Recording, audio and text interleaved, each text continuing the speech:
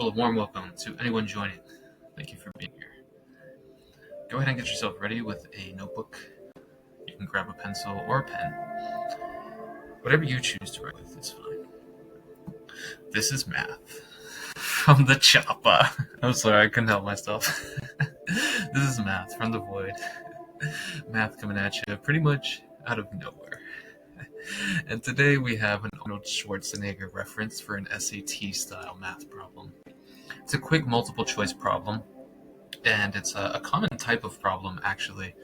I just decided to jazz it up with some Arnold Schwarzenegger context. Some of you are so young, I don't think you're even going to know the reference of Get to the Choppa, but in case you're curious, for a laugh, look up a Get to the Choppa as a meme, or you can look up the scene from the movie itself.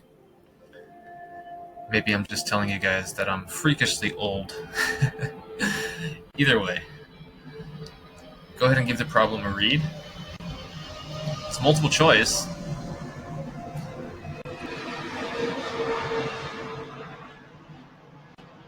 Hear that? Maybe that's the plane that dropped off the Choppa flying overhead. Anyways, I made it multiple choice, which I don't normally do. That means that you can just kind of brute force figure it out by trying some of these numbers. But this would be on a non-calculator section. And so part of the problem is really setting this up efficiently.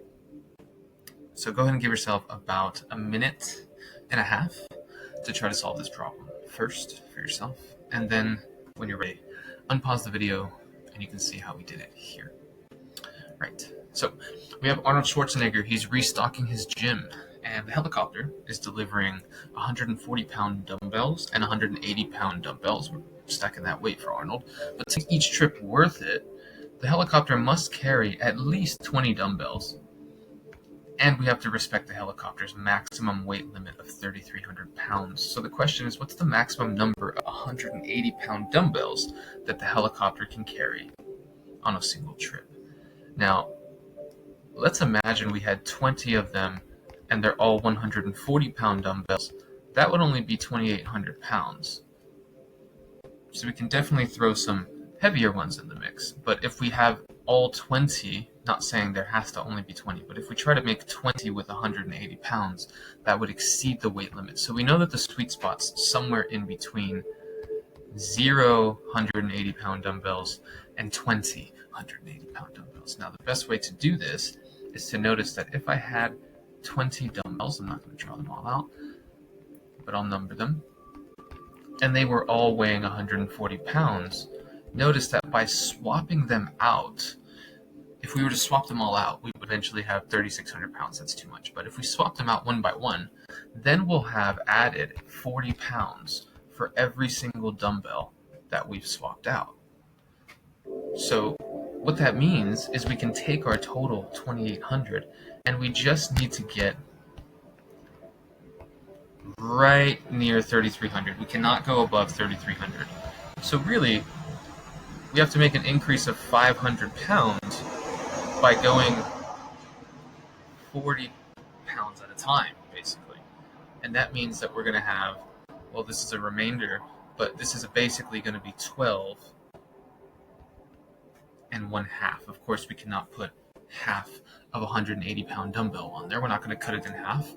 We're just going to use 12 of these swaps. So that means we've swapped out 12 of the 140-pound dumbbells for 180-pound dumbbells. So now we're going to have 12 of them be 180 pounds, and the rest of them are going to be 140 pounds. Now, that doesn't mean that we're going to reach it 3,300-pound limit right at the dot, but we're going to get as close as we can without going over. So our answer is simply 12. As I said, you can brute force this, but since it would be on a non-calculator section, you'd be taking a bit of a risk to just try random values. You can make some smart choices, right? You can kind of bound this. You can say, all right, well, 10 times 180 would be 1,800, and then 10 times 140 would be 1,400. So that's actually pretty good, pretty close, 3,200. Seems like it should be close to that, but we can put more 180s on there.